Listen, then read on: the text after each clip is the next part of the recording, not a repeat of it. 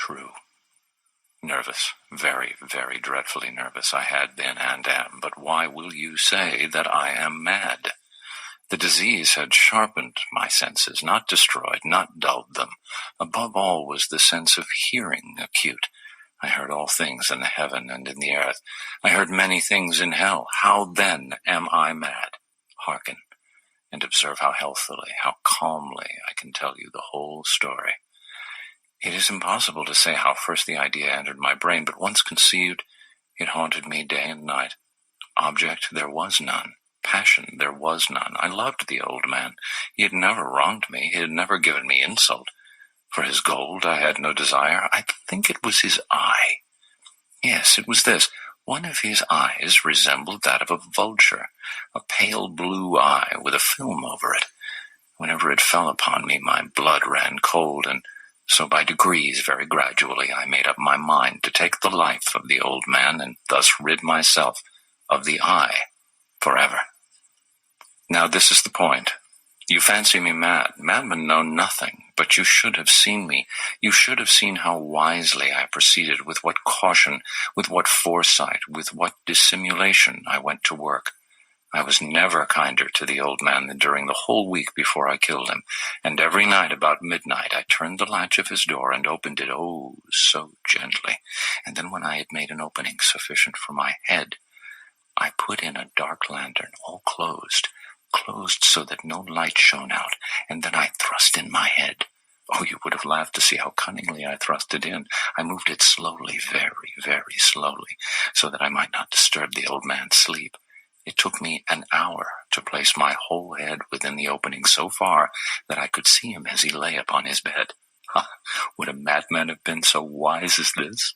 And then when my head was well in the room, I undid the lantern cautiously, oh, so cautiously, for the hinges creaked. I undid it just so much that a single thin ray fell upon the vulture eye, and this I did for 7 long nights, every night, just at midnight. But I found the eye always closed, and so it was impossible to do the work, for it was not the old man who vexed me, but his evil eye. And every morning, when the day broke, I went boldly into the chamber and spoke courageously to him, calling him by name in a hearty tone, and inquiring how he had passed the night. So you see he would have been a very profound old man indeed, to suspect that every night, just at 12, I looked in upon him while he slept. Upon the 8th night, I was more than usually cautious in opening the door. A watch's minute hand moves more quickly than did mine. Never before that night had I felt the extent of my own powers, of my sagacity. I could scarcely contain my feelings of triumph. To think that there I was, opening the door, little by little, and he not even to dream of my secret deeds or thoughts. I fairly chuckled at the idea, and perhaps he heard me, for he moved on the bed suddenly, as if startled. Now you may think that I drew back, but no. His room was as black as pitch with the thick darkness, for the shutters were close fastened through fear of robbers. And so I knew he could not see the opening of the door, and I kept pushing it on steadily. I had my head in, and was about to open the lantern when my thumb slipped upon the tin fastening, and the old man sprang up in the bed, crying out, "Who's there?" I kept quite still and said nothing. For a whole hour I did not move a muscle, and in the meantime I did not hear him lie down. He was still sitting up in the bed, listening, just as I have done night after night, hearkening to the death watches in the wall. Presently I heard a slight groan, and I knew it was the groan of mortal terror. It was not a groan of pain or of grief, oh no. It was the low, stifled sound that arises from the bottom of the soul when overcharged with awe. I knew the sound well. Many a night, just at midnight, when all the world slept, it has welled up from my own bosom, deepening with its dreadful echo the terrors that distracted me. I say I knew it well. I knew what the old man felt and pitied him, although I chuckled at heart. I knew that he had been lying awake ever since the first slight noise when he had turned in the bed. His fears had been ever since growing upon him. He had been trying to fancy them causeless, but could not.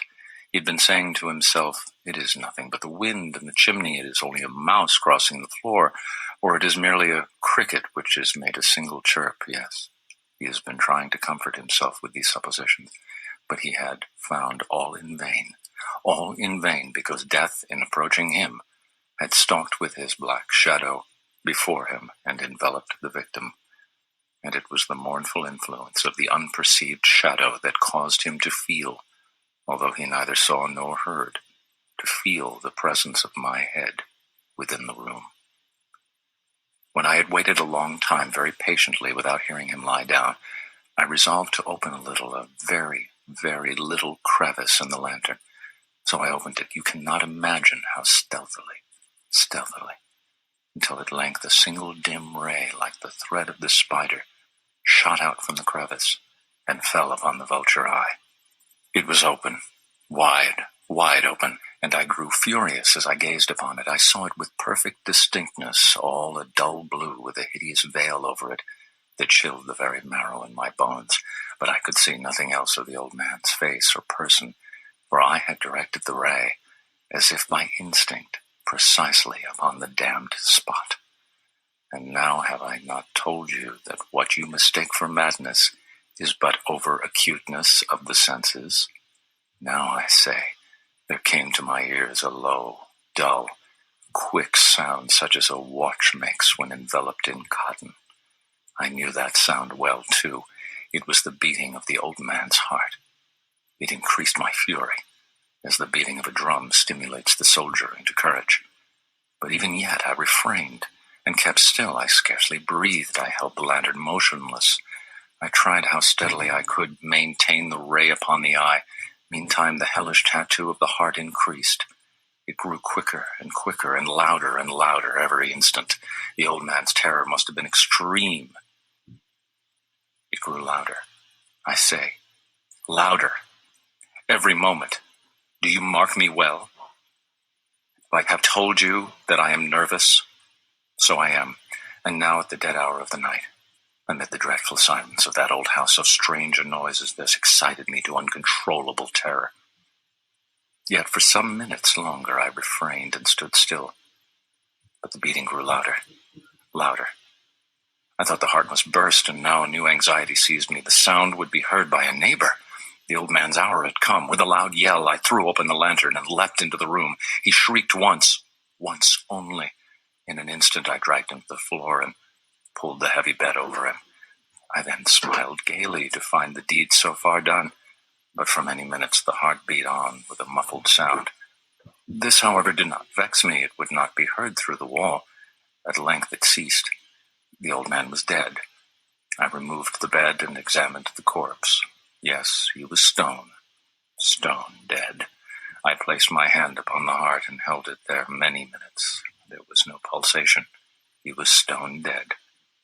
His eye would trouble me no more. If still you think me mad, you will think so no longer when I describe the wise precautions I took for the concealment of the body. The night waned, and I worked hastily, but in silence.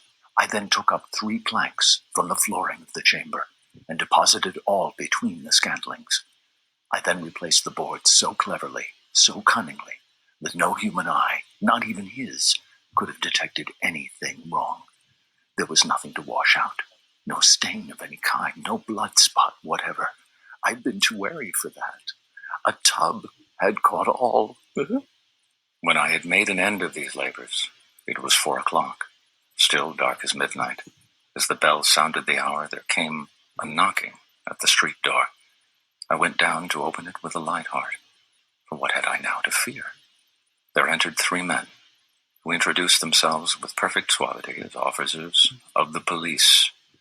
A shriek had been heard by a neighbor during the night. Suspicion of foul play had been aroused. Information had been lodged at the police office, and they, the officers, had been deputed to search the premises. I smiled, for what had I to fear? I bade the gentleman welcome. The shriek, I said, was my own, in a dream. The old man, I mentioned, was absent in the country. I took my visitors all over the house. I bade them search well. I led them at length to his chamber.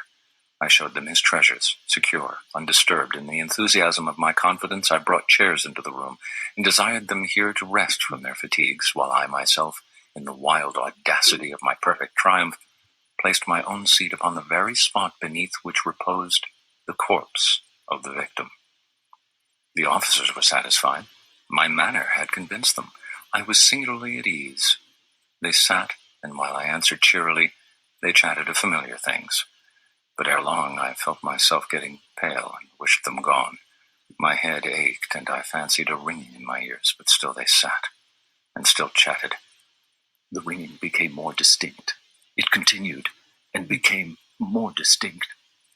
I talked more freely to get rid of the feeling, but it continued and gained definitiveness until at length I found that the noise was not within my ears.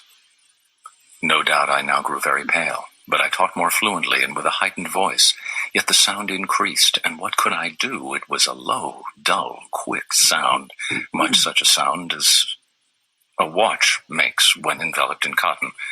I gasped for breath, and yet the officers heard it not. I talked more quickly, more vehemently, but the noise steadily increased. I arose and argued about trifles in a high key and with violent gesticulations, but the noise steadily increased.